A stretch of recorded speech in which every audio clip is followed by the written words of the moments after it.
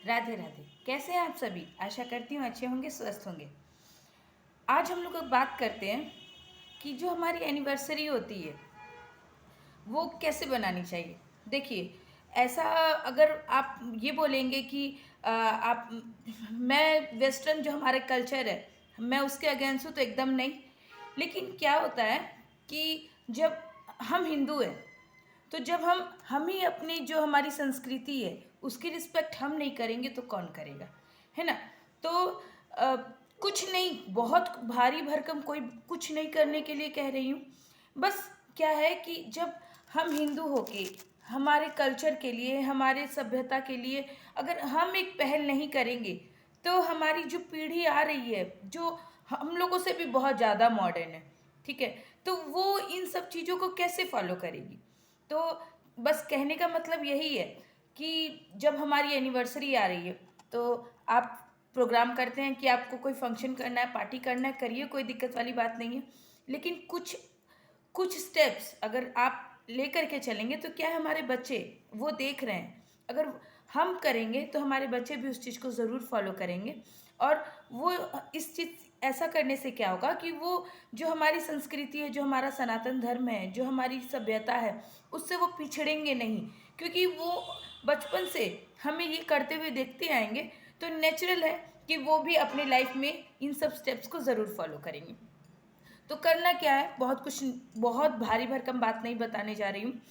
देखिए, सबसे पहले जब हम सुबह उठते हैं तो समझ लीजिए कि जैसे ये एक स्पेशल डे होता है, सबकी लाइफ में होता है।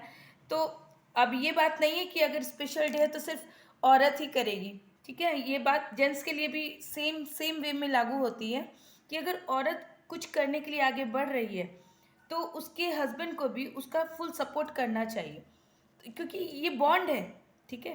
तो सबसे पहले क्या करना है, जिस दिन एनिवर्सरी हो उस दिन हम लोगों को सबसे पहले प्रभु के नाम से ही शुरुआत करनी है। और हस्बैंड के सबसे पहले, ठीक है, भगवान की पूजा अर्चना करनी है। तो गेट पे जो हमारा मुख्य द्वार है वहाँ पे स्वास्तिक अवश्य बनाना है, प्रभु की पूजा अर्चना करनी है। और हो सके तो इस दिन मंदिर अवश्य और अवश्य जाएं, ठीक है।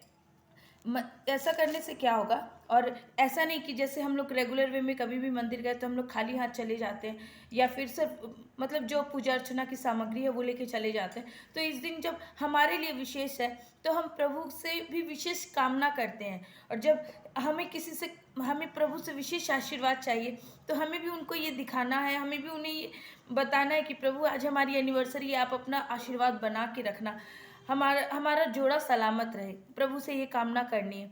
तो खाली हाथ नहीं जाना है माता गौरा के लिए। और इस दिन आपको ना सब किसी भी मंदिर में जा सकते हैं, लेकिन क्या है कि ये एनिवर्सरी है, सालगिरह है, तो एक जोड़ा जहाँ पे शिव पार्वती का जोड़ा हो, राम सीता का जोड़ा हो, युगल सरकार का जोड़ा, मतलब आपको जहाँ जोड़ा में प्रभु विराजमान है उस मंदिर में आपको जाना है। और हो सके तो आपको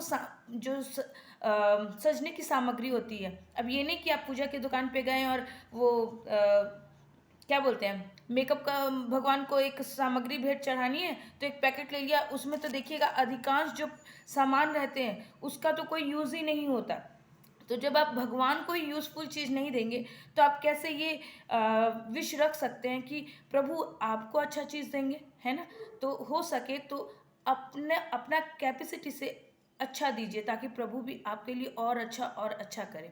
तो इस तरीके से आप जाएंगे, प्रभु भोलेनाथ का अभिषेक करेंगे, माता पार्वती को भी हल्दी के पानी से स्नान करके उनको जो आप सामग्री लेके गए हैं उनको गिफ्ट करने के लिए, उनको उपहार देने के लिए वो उनको गिफ्ट करेंगे।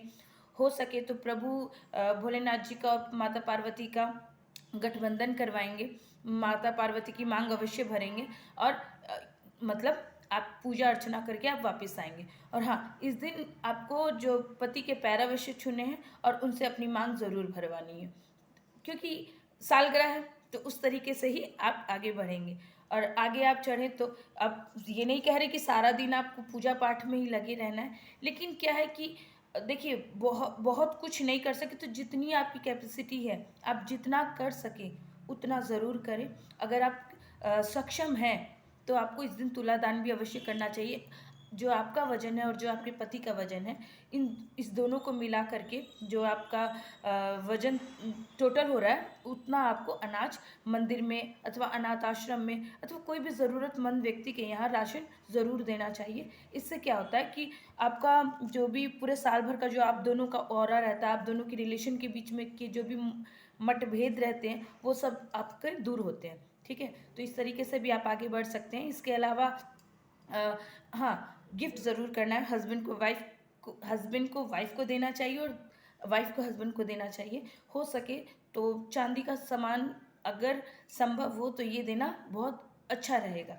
ठीक है, इसके अलावा घर में एक दूसरे की फेवरेट जो भी डिशेस होती हैं वो बनाइए।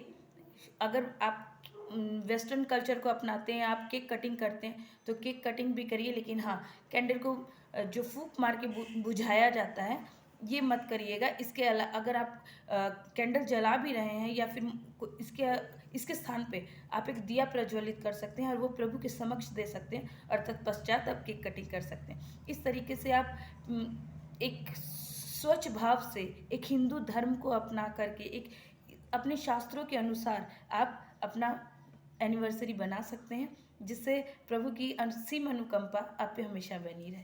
राधे राधे।